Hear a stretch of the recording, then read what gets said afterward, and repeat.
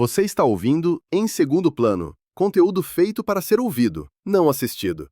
Este episódio foi pensado para acompanhar seu foco, enquanto você estuda, trabalha ou reflete. Qual é o futuro da leitura? Sabe, parece que essa pergunta está sempre no ar, né? Totalmente. A gente vive com essa ansiedade de fundo sobre o que as telas, os algoritmos, a nossa atenção cada vez mais fragmentada, o que tudo isso está fazendo com a nossa capacidade de ler profundamente. Mas olha, para investigar isso hoje, a gente vai fazer algo diferente. Vamos mergulhar numa fonte, assim, completamente inesperada. Um ensaio de 1951. Pois é. Ou seja, décadas antes da internet ser sequer um sonho. Exato. E o mais surpreendente é o autor. E.B. White. Sim. A maioria das pessoas conhece ele pelos clássicos infantis, né? A Teia de Charlotte, Stuart Little, livros que marcaram gerações. Exatamente. Mas White era também um ensaísta, sim, magistral para a revista The New Yorker. Ele tinha um texto elegante e uma capacidade de observação fora do comum. E esse ensaio, que por uma ironia do destino se chama O Futuro da Leitura, foi encontrado na edição anotada de A Teia de Charlotte. É quase um tesouro escondido. Um achado mesmo. O que nos pegou de surpresa, de verdade, é que, lendo o texto, parece que ele está descrevendo o nosso dilema de hoje. A nossa missão aqui, então, é desvendar o que White viu com tanta clareza há mais de 70 anos e, sei lá, entender como a perspectiva dele pode nos dar um mapa para o presente. E para isso, é crucial entender o cenário dele. Quando White fala da era audiovisual em 1951, o bicho-papão não era o smartphone, não era o TikTok. Claro. A preocupação dele girava em torno do rádio e principalmente da ascensão da televisão como a grande força cultural. Ah, entendi. Então, a análise dele vai muito além daquela briga livro contra a tela. É, na verdade, uma investigação sobre a natureza do ato de ler em si, sobre o tipo de esforço, de disciplina mental que ele exige em oposição ao que ele via como um consumo de imagens cada vez mais passivo. Ok, vamos começar a desembrulhar isso. O ensaio, ele parte de uma previsão bem pessimista que White ouviu de um reitor de faculdade. Bem pessimista mesmo. A previsão era que em 50 anos, ou seja, ali por volta do ano 2000, apenas 5% das pessoas estarão lendo. Nossa. É uma frase que poderia ter sido dita ontem num podcast sobre tecnologia. Poderia total. Mas o que me fascina na resposta do White é que ele não entra em pânico. Ele não prevê um apocalipse cultural, sabe? A resposta dele é poética. É quase desafiadora. Como assim? Ele argumenta que, mesmo que o mundo se reduzisse a um único leitor. Um único. Essa pessoa seria o núcleo a partir do qual toda a cultura poderia ser regenerada. E é aqui que a coisa fica realmente interessante, porque ele não para na frase bonita. Ele constrói uma analogia poderosíssima. A da abelha rainha, né? Exato. White diz que esse último leitor seria para a sociedade o que a abelha rainha é para a colmeia. E que a sociedade inteira, a colmeia, deveria se dedicar ao bem-estar dessa pessoa, protegê-la, nutri-la. É uma imagem muito forte. Ele escreve que do voo intelectual desse leitor, uma nova geração poderia nascer conectada com as ideias do passado. Isso muda completamente a perspectiva. A leitura deixa de ser um hobby, um passatempo, e se torna quase uma função biológica, essencial para a sobrevivência da nossa herança intelectual. Exato. A abelha rainha não é um luxo, ela é a garantia do futuro da colmeia. E para White, o leitor profundo tem essa mesma função para a cultura. É uma imagem linda, mas ao mesmo tempo não tem um pingo de elitismo aí. A ideia de que a salvação da cultura depende de uma pequena elite de leitores, enquanto o resto da colmeia só trabalha para sustentar eles. Parece um pouco aristocrático. Essa é uma leitura possível e é uma tensão que existe no texto, sim. Mas eu acho que a intenção dele é menos sobre criar uma casta de leitores e mais sobre valorizar uma função. Ah, a função. Isso, uma função que qualquer um pode exercer. Não é sobre a pessoa, mas sobre o ato de ler profundamente. O medo dele era que a colmeia moderna, como ele chama, tentasse se perpetuar por outros meios. Que seriam os dispositivos audiovisuais? Exatamente. E aí a crítica dele é brutal. Agora chegamos na parte mais afiada. Qual é o problema desses dispositivos para ele? É a passividade que eles induzem. Ele escreve que esses aparelhos não exigem disciplina mental e que já conferem ao ambiente a languidez de um fumadouro de ópio. Nossa. Essa comparação é extremamente forte, é quase violenta. Ele está dizendo que a cultura de massa audiovisual da época dele era um narcótico, algo que anestesiava a mente. A languidez de um fumadouro de ópio. Ele realmente não estava medindo palavras. É uma imagem que gruda na mente, sabe? Essa ideia de uma sociedade inteira meio anestesiada. E essa preocupação com a passividade mental não era só dele, né? Não mesmo? Ele estava dialogando com uma preocupação que já existia. A crítica dele ecoa uma meditação de Virginia Woolf de 1926 sobre o cinema. Virginia Woolf? Sim. Woolf notou que, ao ver um filme, o cérebro, agradavelmente estimulado, se acomoda para observar os acontecimentos sem se dar ao trabalho de pensar. Interessante. A preocupação de ambos é a mesma. O fluxo de imagens, por mais agradável que seja, pode promover uma espécie de resignação mental, um desligamento do pensamento crítico. Mas aí eu me pergunto, essa crítica ao audiovisual não envelheceu um pouco mal?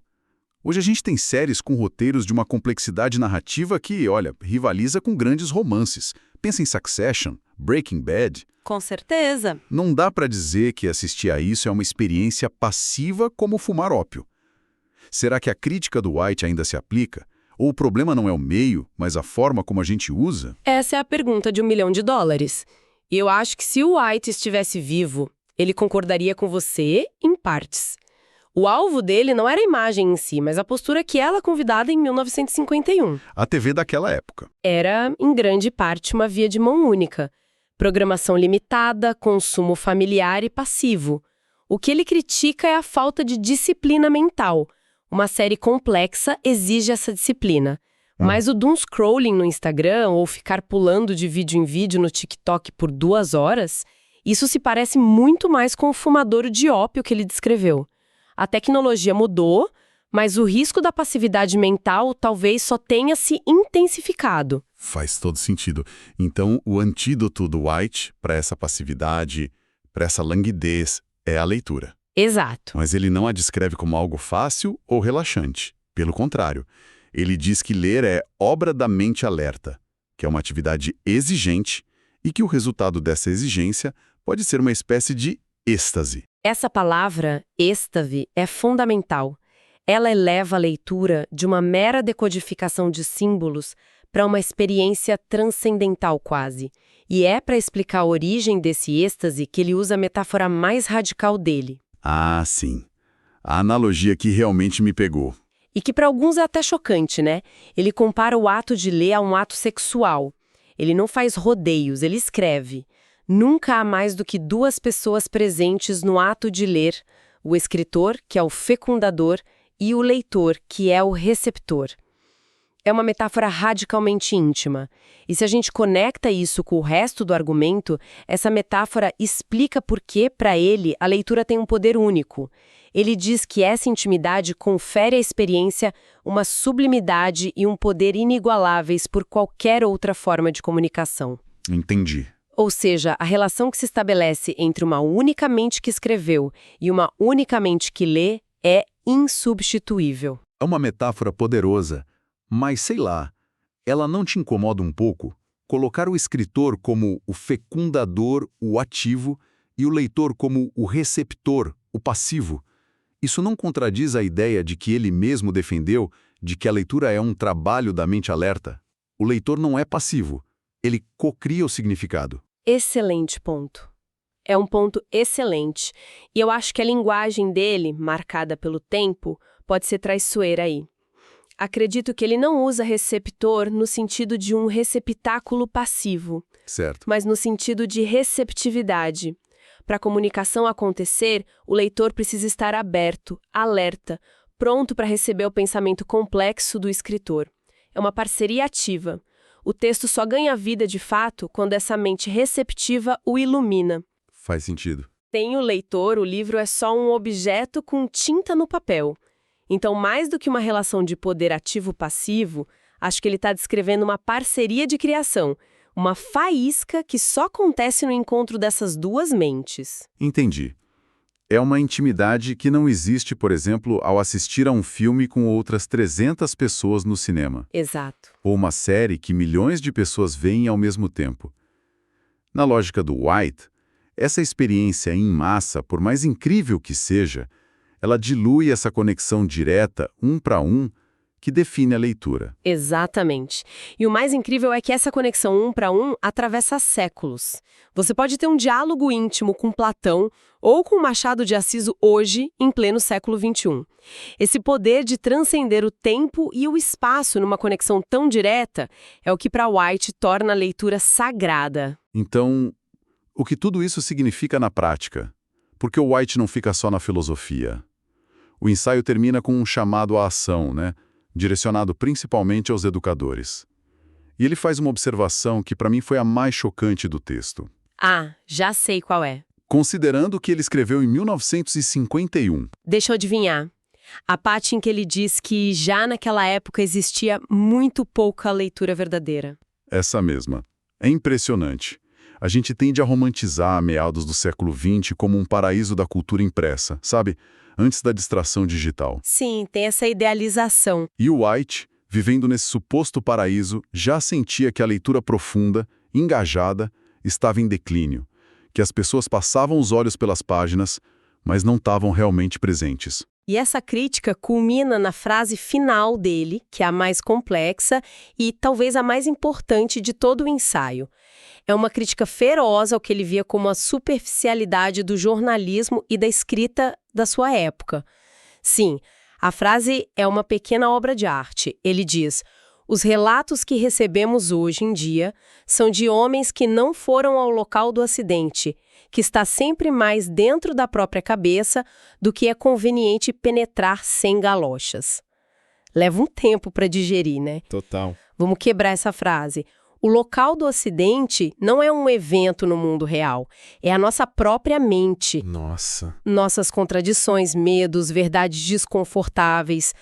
White está dizendo que a verdadeira escrita e a verdadeira leitura exigem a coragem de investigar esse lugar confuso e difícil.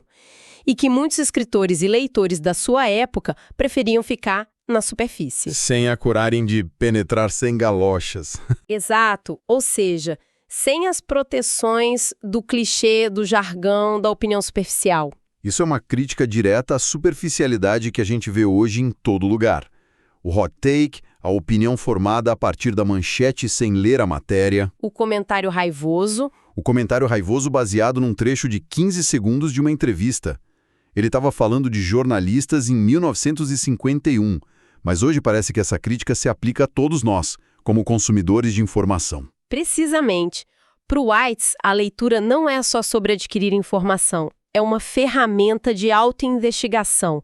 É a tarefa difícil de confrontar a complexidade tanto no texto quanto dentro de si mesmo. Certo. Portanto, a verdadeira crise que ele identificava não era uma futura escassez de papel ou de livros. A escassez era de outra coisa. A escassez era de verdadeiros leitores e escritores, de pessoas dispostas a fazer esse trabalho mental exigente, desconfortável e, no fim, estático. Pessoas dispostas a cultivar uma mente alerta e a enfrentar o local do acidente dentro de si. Então, para amarrar tudo isso, a visão do E.B. White de 1951 é assustadoramente atual. Ele não estava preocupado com a tecnologia específica, mas com uma tendência humana à passividade mental. Exato. Ele via a leitura como um ato de resistência, uma experiência íntima, poderosa e um pilar para a integridade intelectual. Perfeito. As preocupações dele sobre uma era audiovisual que promovia a languidez ecoam diretamente nos nossos debates sobre a economia da atenção, sobre o design viciante das redes sociais. Sobre o impacto do streaming no nosso cérebro. Sim, ele diagnosticou a doença mesmo sem poder imaginar a escala da tecnologia que a potencializaria.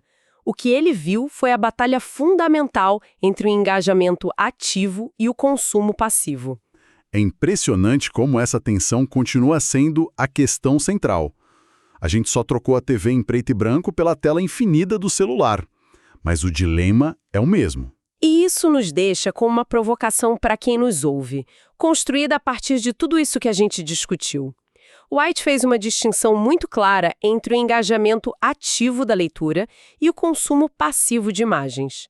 Se ele estivesse escrevendo hoje, com toda a complexidade do nosso mundo digital, parece claro que a crítica dele não seria sobre a tecnologia em si, o papel contra a tela, o livro contra o e-reader. Não? A crítica seria sobre a postura com que nos aproximamos da informação, seja qual for o meio. A questão que fica é: em meio a um fluxo infinito de conteúdo que vai de obras-primas a distrações vazias, como podemos, no nosso dia a dia, cultivar e proteger a mente alerta que ele considerava não apenas essencial para a cultura, mas para a própria experiência de estar vivo? Se este conteúdo conseguiu te acrescentar algo, ele cumpriu seu papel. Obrigado por ouvir. Até o próximo episódio.